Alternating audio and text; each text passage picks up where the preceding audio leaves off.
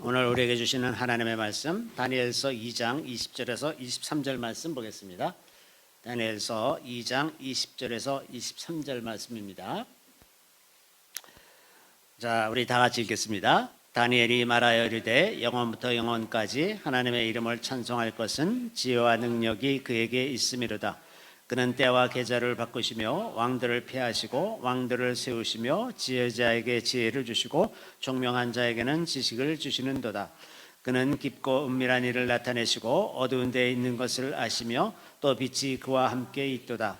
나의 조상들의 하나님이여, 주께서 이제 내게 지혜와 능력을 주시고 우리가 주께 구한 것을 내게 알게 하셨사오니 내가 주께 감사하고 주를 찬양하나이다.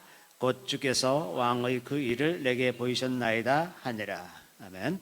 저는 오늘 이 말씀으로 지혜와 능력을 구하라 라는 제목으로 잠시 말씀을 나누고자 합니다.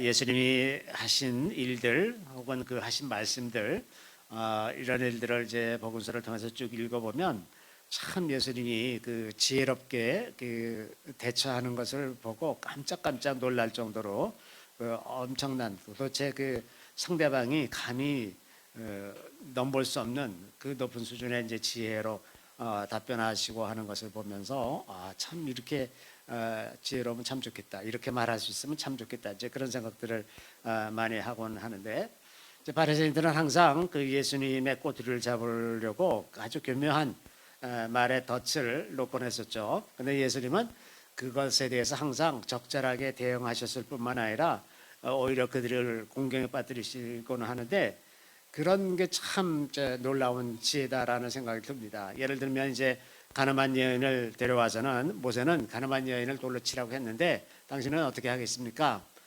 자, 모세가 그렇게 그 가늠한 여인을 돌로 치라 이렇게 얘기한 것, 그것은 아주 분명한 율법이고 아주 정확하게 기록된 것이죠. 그런데 그렇게 하지 말아라 그러면 모세의 율법을 어기는 것이 되고, 그래서 또 그렇게 하라 그러면 저 사람은 사랑이 없는 사람이다, 이제 이렇게 얘기가 나갈 테니까 그것을 즉시 뭐라고 대답하지 않으시고 이제 잠시 시간을 끌면서 땅에 뭔가를 쓰는 척을 하시면서 아마도 이제 사람들의 마음이 조금 진정되고 이렇게 예수님께로 집중되는 그런 시간을 가지신 것이 아닌가, 그렇게 생각을 하는데, 그러고 나서 이제 너희 중에 죄 없는 자가 먼저 돌로 쳐라, 그렇게 말씀하시니까 아무도 감히 돌을 들어서 치는 사람이 없고 다 하나씩 이제 다 떠나가고 여인만 남게 되니까 여인에게 다시는 죄질죄를 범하지 말라, 이제 그렇게 얘기하면서 보내셨는데, 그런 상황을 보면 참 예수님이 기가 막히게 답변하셨다는 생각이 듭니다. 또 바리새인들이 와서 예수님께 가이사에게 세를 바치는 것이 옳습니까, 옳지 않습니까, 이제 이렇게 질문을 했죠. 본경에 빠뜨리려고 한 거죠.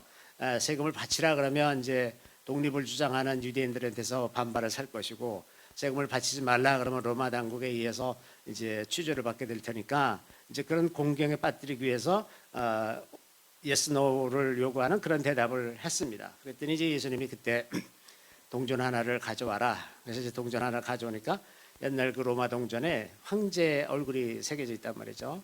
그래서 이 동전을 이제 보여주면서 여기에 누구의 화상이 있는 거냐, 누구의 이미지가 있는 거냐 그랬더니 가이사의 화상입니다 그랬더니, 그러면 가이사의 것은 가이사에게 바치고 하나님의 것은 하나님께 바쳐라. 사람들이 깜짝 놀라서 이제 다 물러가고 다시는 예수님한테 그런 대답을, 즉 그런 질문을 이제 못하는 상황이 되었죠. 거기서 굉장히 기가 막힌 건 뭐냐면, 가이사의 것은 가이사에게, 여기 이제 동전에 가이사가 새겨져 있으니까 이 가이사의 거란 말이죠. 가이사의 것은 가이사에게 하고, 하나님의 것이 뭡니까? 하나님의 것이, 하나님은 사람을 지으실 때 자기 형상, 이미지가 사람 안에 다 있어요. 그러니까 사람, 너희를 하나님께 바치고 동전은, 세금은 가이사에게 바쳐라, 이렇게 말씀하시는 거거든요. 굉장히 단 한 번에 너무나 깊고 심오한 말씀을 그냥 해버리시단 말이죠. 또 일상생활에서 예수님은 그 비유로도 많이 말씀하시잖아요. 그 비유로 말씀하시면서 어떤 것은 일부러 사람들이 깨닫지 못하게 말씀하시고 어떤 것은 비유를 통해서 명확하게 말씀하시기도 하시고 그걸 아주 적절하게 사용하셔서 그 말씀하시는 걸 이렇게 들으면 참 이런 지혜를 본받았으면 좋겠다 이런 생각을 많이 하게 됩니다.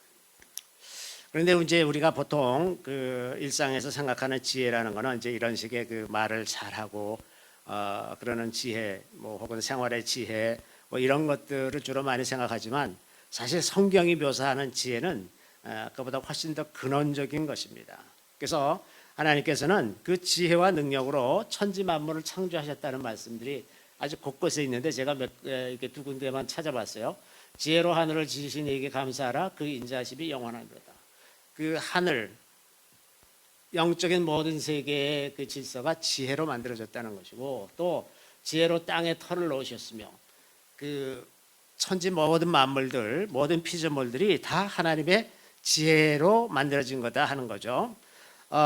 이 모든 것이 다 하나님의 지혜로 됐다는 것이 정말 놀라운 일입니다. 제가 어저께 그 어떤 뉴스를 보니까 사람이 이제 인류 최초로 그 에이즈 질병 있지 않습니까? 에이즈를 일으키는 바이러스가 어떻게 해서 그 바이러스를 우리 사람 몸 안에서 퍼뜨리는가 하는 것을 최초로 이제 전자현미경으로 촬영을 했대요. 그런데 그걸 보고서 너무 깜짝 놀란 게 뭐냐면 이 바이러스가 이렇게 단백질 덩어리로 이렇게 있는데 100만 분의 1초 동안 요게 살짝 이렇게 세 갈래로 되어 있는데 그게 싹 열렸다가 닫히는데 그 100만 분의 1초 동안 열렸다 닫히는 동안에 그 RNA가 이 바이러스에서 사람 몸으로 옮겨간대요. 100만 분의 1초래. 100만 분의 1초. 바이러스 기가 막히지 않나요? 100만 분의 1초에 그런 일들이 다 일어나는 거예요. 세상에. 정말 놀랐습니다. 어떻게 이 바이러스 같은 미생물도 그렇게 엄청난 일을 하는지 참 신기하거든요. 요즘에 이제 분자생물학이나 뭐 유전자 공학이 발달하면서 그 인체에서 일어나는 일들 그런 것들을 이제 예전보다 훨씬 많이 이해하게 됐고 그래서 이제 뭐 암을 치료하는 뭐 표적 치료제나 이런 것들도 굉장히 이제 고도의 수준에서 많이 만들어지고 있는데 그 약들을 개발하는 과정들을 보면 인체가 그 약물을 어떻게 받아들이는지가 메커니즘이 굉장히 복잡한 거예요. 약을 먹으면 저절로 들어가는 게 아니라 그게 여러 단계를 거쳐서 어떤 신호전달 물질이 있어야 되고 그것을 전해주면 그것이 그 안에서 반응해서 뭘 어떤 일을 하고 그러면 그것이 어떻게 돼서 그게 이제 문이 열려서 들어가고 이 과정이 굉장히 정교하고 복잡합니다. 그런데 이것이 인류를 만든 지 수천 년 동안 그 기능이 변함없이 유지가 되고 있잖아요.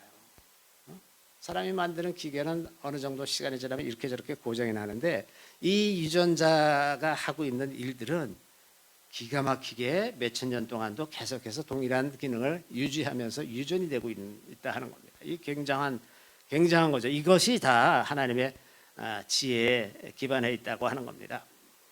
뿐만 아니라 이 우주의 질서도 정말 너무나 정교해서 사람이 지구상에서 살아가는데 필요한 조건이 대략 한 10만 가지 정도가 된대요. 그 10만 가지 조건에서 한 가지만 어긋나면 사람이 지구상에 살 수 없다 그럽니다.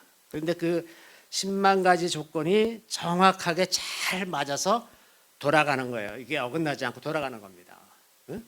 이런 정교함, 이런 놀라운 질서가 다 하나님의 지혜에서 나온 것이다. 이 성경이 이렇게 얘기하고 있는 겁니다. 그래서 이 아주 창조의 근본적인 것도 다 이제 하나님의 지혜에서 나온 것이고 또 우리가 이제 일상에서 살아가는 모든 과정에서 하나님은 우리에게 필요한 모든 것을 주실 수가 있는 분이죠. 예를 들면 이제 또 지도자들에게는 지도자에게 필요한 지혜를 주시죠. 그래서 하나님께서 모세를 통해서 눈의 아들 여호수아에게 안수하게 하니까 지혜의 영이 여호수아에게 임하여서 이스라엘 자손이 여호와께서 모세에게 명령하신 대로 여호수아의 말을 순종하였더라. 하나님께서 지혜를 주세요. 지도자를 세우실 때 지혜를 주시니까 사람들이 여호수아의 말을 그냥 따르게 되더라 하는 겁니다. 또 이제 다윗도 이랬죠. 다윗은 사울이 보내는 것마다 가서 지혜롭게 행하며 사울이 그를 군대의 장으로 삼았더니 온 백성이 합당히 여겼고 사울의 신하들도 합당히 여겼더라. 하나님께서 다윗에게 기름 부으고 나니까 다윗이 지혜를 얻어서 지혜롭게 행한다 하는 거예요. 이게 정말 하나님께서 우리 일상에 필요한 모든 것들을 다 채우시는 분인데 특별히 이 지혜를 채우시는 것, 이것을 우리가 오늘 좀 더 집중적으로 생각해 보고자 하는 것입니다. 이렇게 그 리더를 세우는 것도 진정한 리더십은 다 하나님께로부터 오는 것이고 그 리더십은 그 하나님께서 기름 부으심으로 그 지혜가 임할 때 비로소 좋은 리더가 태어나는 거죠. 그래서 역사적으로 참 좋은 리더는 참 드물잖아요. 그죠? 조선 시대에도 왕이 그렇게 많이 있었지만 제대로 된 왕 몇 명 없고 이런 식으로 지도자라는 좋은 지도자라는 건 참 귀한 겁니다. 왜냐하면 하나님의 감동이 있어야 되기 때문에. 또 이스라엘 백성들이 이제 광야에서 시내산 앞에서 성막을 이제 만들게 되었는데 그때 하나님께서 그 만들 사람들을 이렇게 하셨어요. 내가 유다 지파 훌의 손자요 우리의 아들인 부살레를 지명하여 부르고 하나님의 영을 그에게 충만하게 하여 자 성령을 부어주셔가지고 지혜와 총명과 지식과 여러 가지 재주로 정교한 일을 연구하여 금과 은과 노수로 만들게 하며 보석을 깎아 물리며 여러 가지 기술로 나무를 새겨 만들게 하리라. 또 내가 단지파 아이사막의 아들 오홀리압을 세워 그와 함께하며 지혜로운 마음이 있는 모든 자에게 내가 지혜를 주어 그들이 내게 명령한 것을 다 만들게 할지니. 자 하나님께서는 우리에게 주시는 그 재주들 어떤 이게 굉장히 예술적인 그런 기능 혹은 공학적인 기능 이런 기능들을 다 하나님께서 지혜로 주신다고 하는 거죠. 그래서 이런 탁월한 장인들도 하나님께서 기름 부으시고 그 지혜를 주셔서 이런 일들을 하게 하셨다고 하는 겁니다. 또 하나님은 예를 들면 이제 다윗에게 아까 이제 지도자로서의 기름 부음도 있었지만 다윗은 시편의 한 절반쯤을 다윗이 썼지 않습니까? 이 시를 쓰는 것은 또 탁월한 그 언어에 대한 재능이 있어야 이제 시가 가능하고 또 다윗이 그것을 노래로 많이 만들어서 노래를 많이 불렀는데 음악도 그 근본이 하나님으로부터 오는 거다 하는 겁니다. 하나님께서 주시는 지혜로 좋은 음악도 만들고 좋은 시도 만들고 이제 그러는 거죠. 제가 평생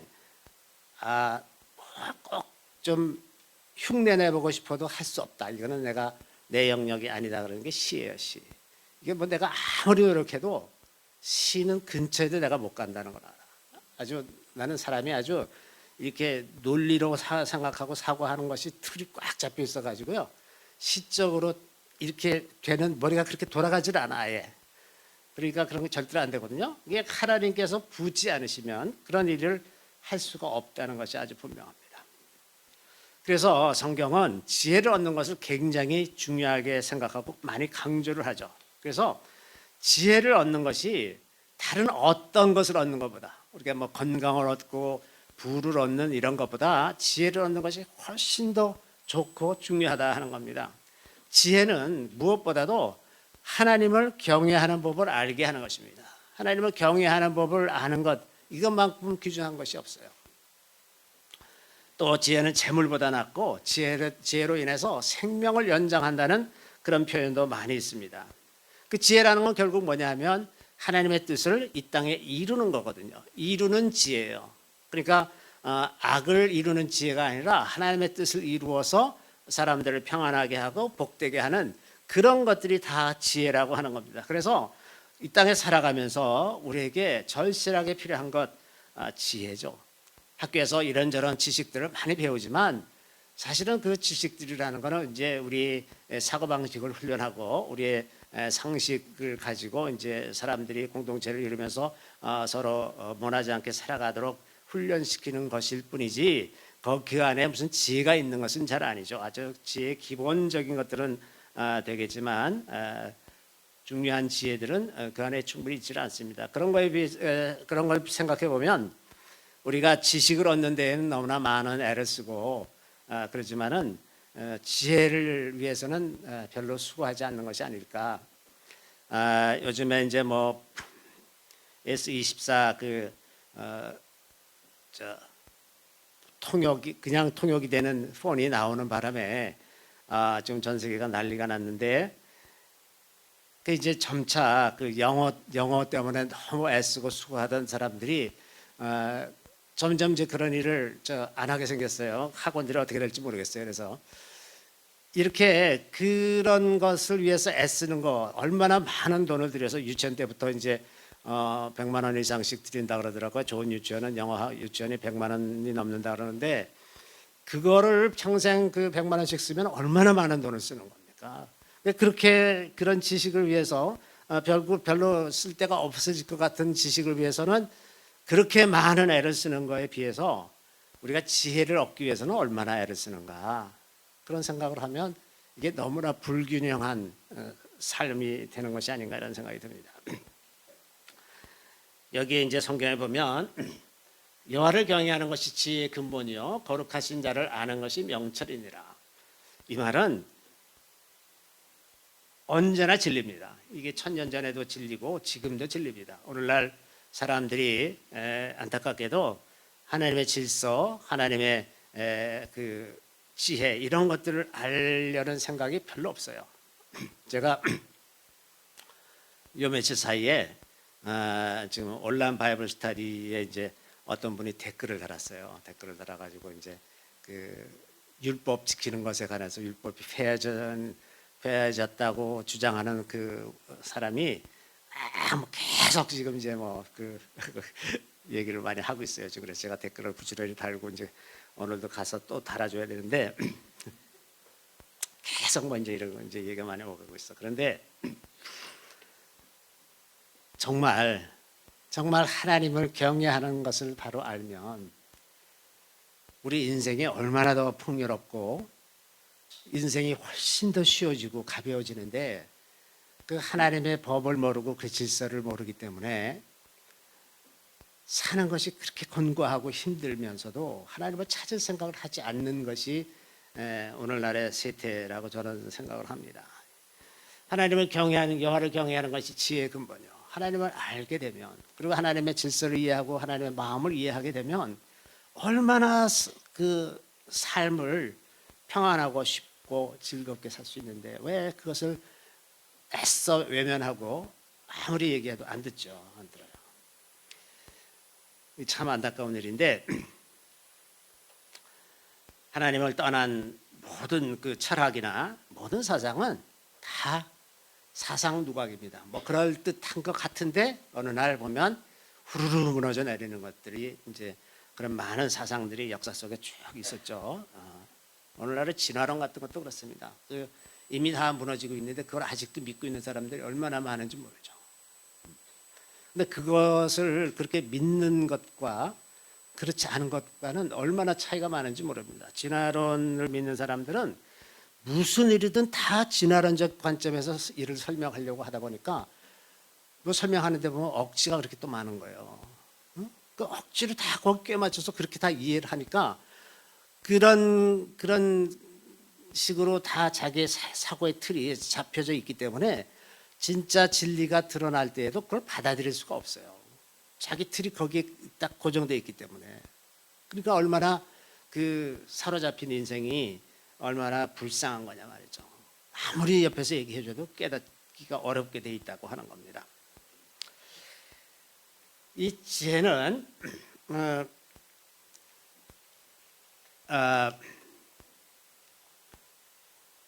이걸 제가 여기 빼먹었다. 잠깐만요. 빼먹었군요, 제가. 시편 19편 7절에 이런 말씀이 있습니다.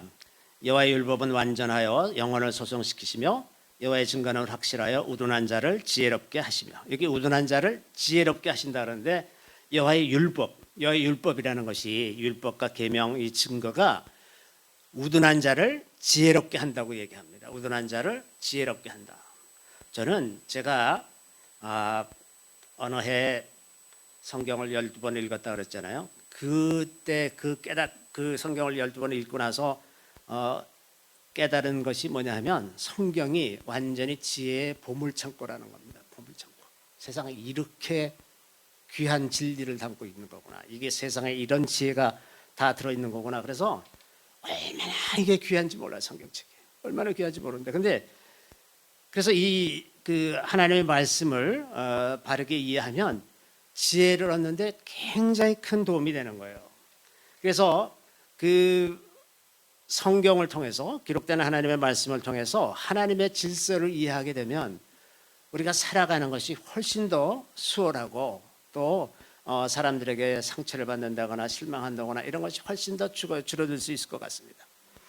그 하나님의 질서 중에서 예를 들어서 가정의 질서를 바르게 이해하는 것, 이게 너무나 중요하거든요.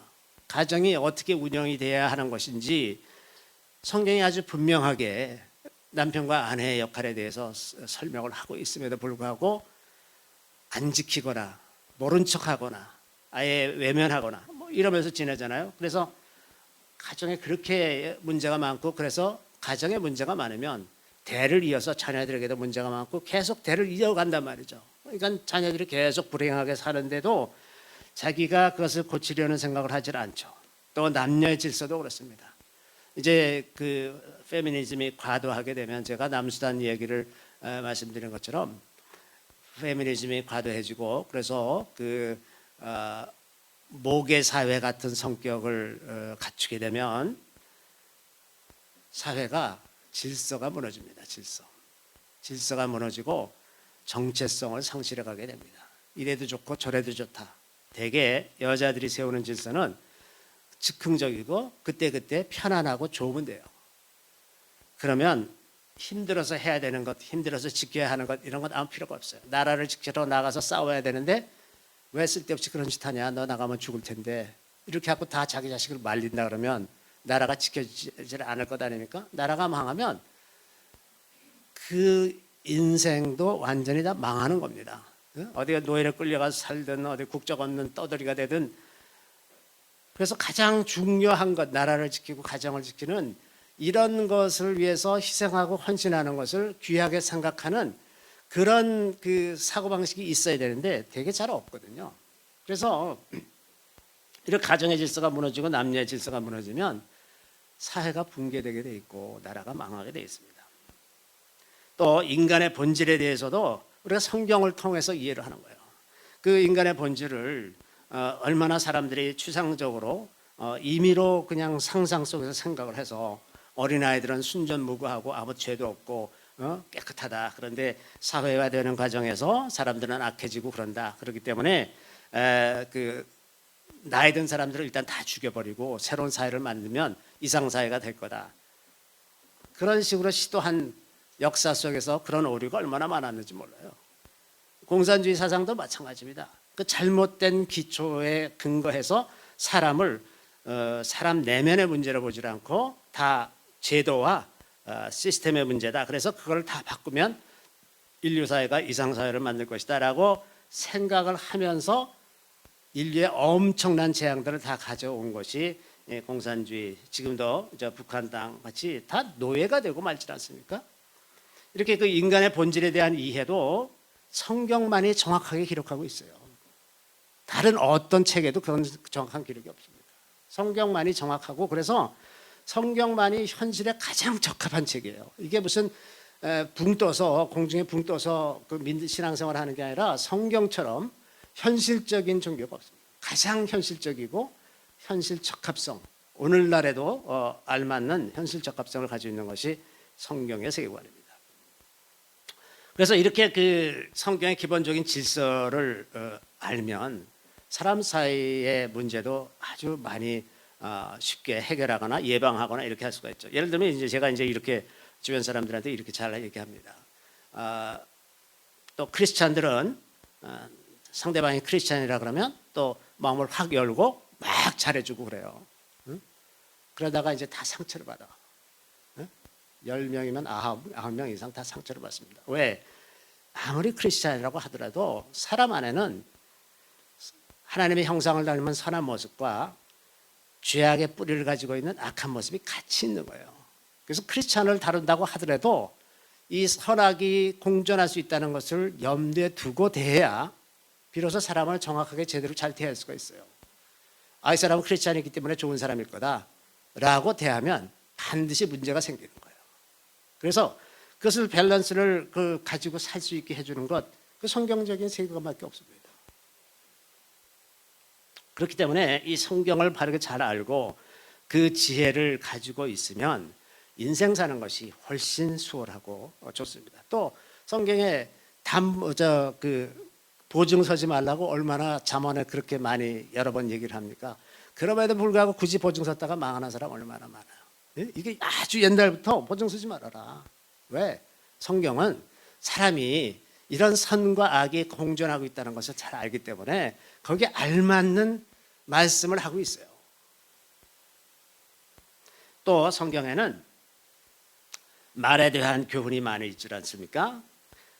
아주 잠언은 말에 대해서 아주 무수한 말이 많이 있습니다. 그래서 굳이 제가 일일이 나열을 하지는 않겠지만 뭐 조급한 말을 해서 망하는 경우가 여러분들도 많이 경험할 거예요. 또 때에 맞지 않는 말, 때에 맞지 않는 말을 해가지고 잘 되던 걸 다 망가뜨리는 이런 경우들도 있고 혹은 또 침묵의 금일 때가 있는 거예요. 말하지 않을 때가 있어요. 근데 그 말하지 않을 때 못 참고 말을 해버리면 일이 이제 다 저렇게 꼬이고 이상하게 되는 경우들도 많이 있고 그렇지 않습니까?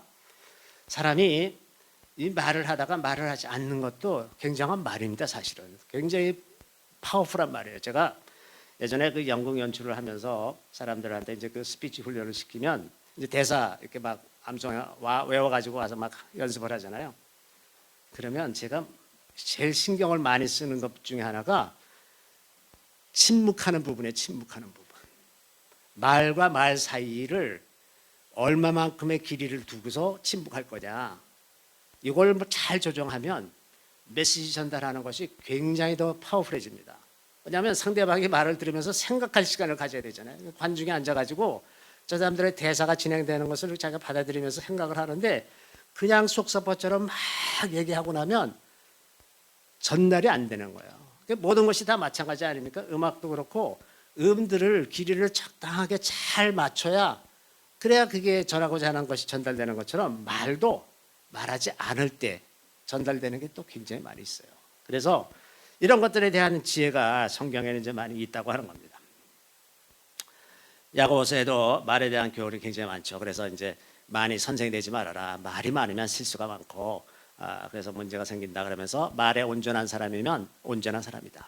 이제 그렇게까지 얘기를 하죠. 이렇게 그 성경에는 정말 우리가 일상에 살아가는데 필요한 모든 지혜가 다 있는 거예요. 그것은 무슨 큰 부담으로 그것을 성경을 읽으면 마치 무슨 큰 부담을 줘서 무거운 마음으로 내가 그걸 지켜야 된다는 그런 생각으로 가득 찰 것 같은데 그런 것이 아니라 성경은 우리를 정말 자유케 하는 것입니다. 자유케 하는 것. 모든 계명은 우리를 다 자유케 하기 위해서 주시는 것다 하는 겁니다. 또 성경에는 이 때에 대한 지혜도 있어요. 때, 할 때, 거둘 때, 세울 때, 부술 때가 있고 인생에는 그 때가 있다, 알맞은 때가 있다. 그것은 이제 전도서에서 그런 말씀하고 있지 않습니까? 근데 이제 때를 아는 지혜가 사실은 지혜 중에 지혜죠. 가령 여러분이 주식 투자를 하고 있는데 팔 때와 살 때를 알면 얼마나 때도를 벌겠어요. 이 때를 아는 게 굉장히 중요한데 그래서 이런 지혜가 우리가 하나님을 의지하면서 살아야 되는 것을 이제 아주 분명하게 얘기를 하고 왜냐하면 때는 우리가 알지 못하거든요. 세상에 아무도 때를 알 수가 없단 말이에요. 그러니까 최대한도로 우리 지식을 다 동원하고 연구하고 공부해서 어느 정도는 알 수 있지만 그러나 그 정확한 때를 알지 못하기 때문에 그것을 하나님께 구해서 일생을 헤쳐나가는 수밖에 없다고 하는 겁니다. 그리스도인들이 자주 하는 실수는 그 선의만으로 충분하다. 내가 선한 의도를 가지고 한 일이면 괜찮다라고 생각하는 경향이 있는데 선의를 갖는 건 굉장히 중요하고 좋은 일이죠. 하나님은 우리의 마음 중심을 보시기 때문에 우리가 선한 의도로 어떤 일을 하는 것을 굉장히 기뻐하시지만 그러나 선한 의도를 가지고 한다고 해도 지혜가 없으면 그 일을 성취해가는 과정에서 오히려 하나님만 못한 그런 결과를 가져올 때도 왕왕 있습니다. 그래서 아무리 선한 의도를 갖고 있다 하더라도, 예를 들면 내가 가난한 사람들을 돕겠다, 얼마나 선합니까? 그런데 가난한 사람들을 돕겠다는 의도를 가지고 있어서 아무 때나 아무렇지나 않은 방법으로 가난한 사람에게 접근하면 오히려 상처만 주고 끝나는 경우들도 많이 있을 수가 있는 거예요. 그러니까 선한 의도만으로 충분하지 않고 언제나 지혜가 필요하다는 겁니다. 알맞은 때 알맞은 방법으로 하는 그 지혜가 필요하다는 거죠. 그래서 우리 일상에서는 이 모든 영역에서 너무나 지혜가 필요하다 하는 거죠. 그래서 우리는 하나님께 지혜를 구해야 되는데, 감사하게도 하나님은 우리에게 이런 약속을 해주셨어요. 너희 중에 누구든지 지혜가 부족하거든 모든 사람에게 후히 주시고 꾸짖지 아니하시는 하나님께 구하라. 그리하면 주시리라. 지혜를 구하면 주신다는 약속이 있어요. 이게 너희가 내 말 잘 들으면 줄게가 아니라 구하면 주시겠다 하는 약속입니다. 이거는. 그러니까 필요하면 하나님께 구하세요. 제가 지금 말씀드린 여러 가지 영역에서 말에 대한 것, 어떤 때에 대한 것, 이런 여러 가지 영역에서 지혜를 구하는 겁니다. 지혜. 하나님, 이걸 어떻게 하면 좋을까요?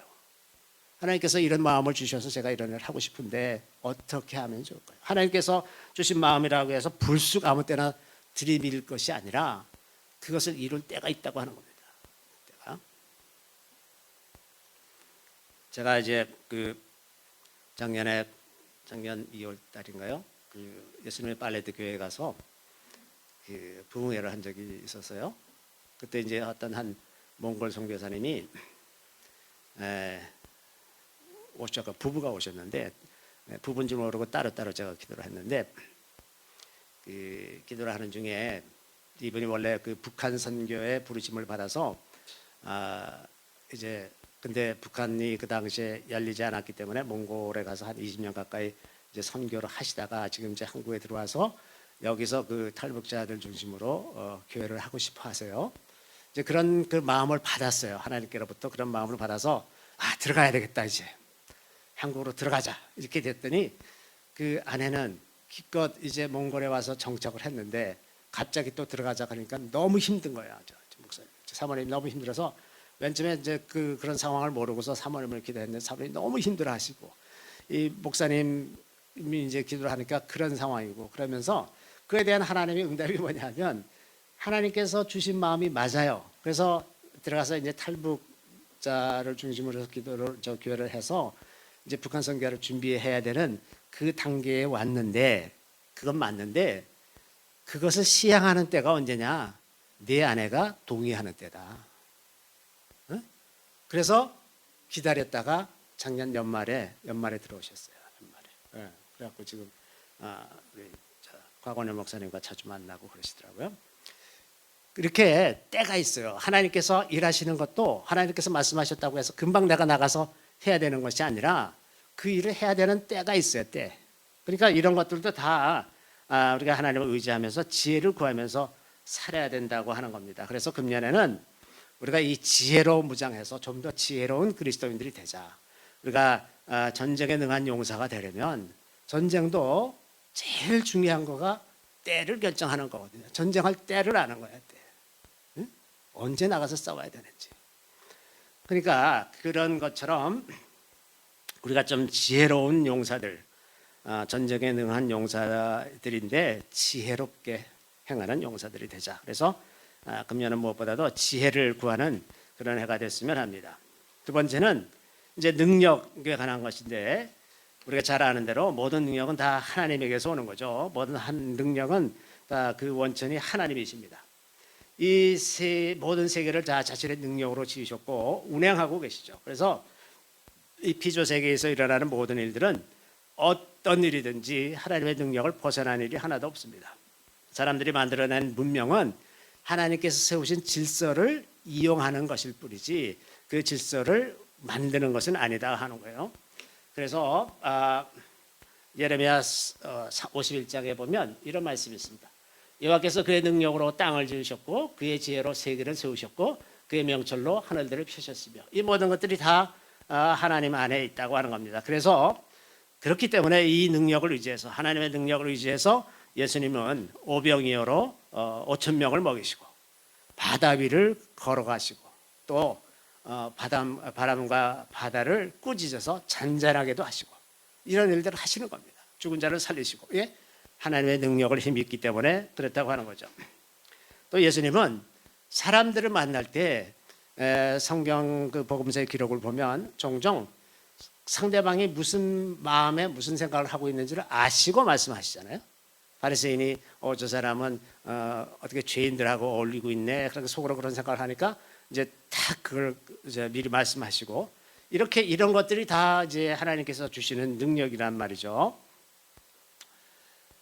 그래서 뭐 니고데모도 이제 밤에 찾아오니까 벌써 예수님께서 니고데모의 마음 속에 뭐가 있는지를 아시고 탁탁 질문하시면서 금방 아주 영성의 도를 다 전해주시는 이런 것들을 볼 수가 있는데 이런 하나님의 능력이 있다면 우리에게 있다면 복음을 전하는 일이 훨씬 더 쉽고 가볍겠죠. 뭐 이루 말할 수가 없습니다. 그 실제적인 예도 우리가 이제 많이 보고 있고 예전에 한번 어떤 목사님 모시고 저 이스라엘에 갔을 때 그 목사님이 이제 수요일 날 저녁인가 화요일 날 저녁이었나 그 예루살렘에서 어떤 모임이 있어서 이제 나갔다 오겠다고 그래서 외출하셨어요.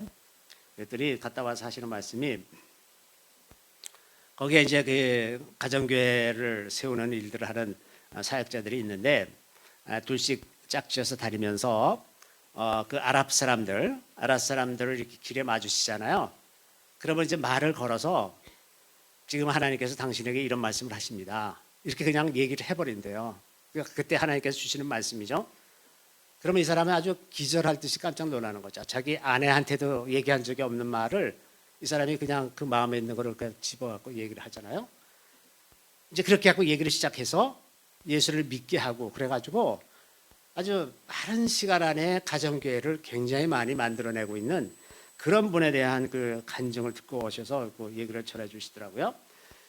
이제 그 하나님의 능력을 힘입어서 복음을 전하면 복음 전하는 수준이 완전히 달라질 텐데 이 부흥의 때에는 이런 능력을 가진 사람들이 많이 일어날 것입니다. 저는 우리가 다 그런 사람이 되기를 바라요. 모두가 다 하나님의 능력을 힘입어서 그래서 딱 한마디를 하면 이 사람이 하나님 말씀을 그냥 그 자리에서 받아들일 수밖에 없는 그런 능력이 우리 안에 다 있기를 바랍니다. 하나님은 오늘 본문에 보면 지혜와 능력을 주시는 분이시죠. 오늘 본문 23절에 이렇게 되어 있어요. 나의 조상들의 하나님이여 주께서 이제 내게 지혜와 능력을 주셨어요. 이걸 구하니까 다니엘이 이제 이 상황을 다시 조금 잠깐 살펴보면 느부갓네살 왕이 꿈을 꿨는데 이 꿈이 너무 괴이해서 모든 마법사와 술사들을 다 불러 모아가지고 너희들 내가 무슨 꿈을 꿨는지 알아맞혀보고 그 꿈이 무슨 뜻인지 해석해라. 그렇지 않으면 못하면 너희들은 다 죽는다. 가짜 아니냐? 너희들 그것도 몰라? 이렇게 하고 나니까 이제 다 죽게 생겼단 말이죠. 그때 이제 다니엘이 왜 이렇게 급하십니까?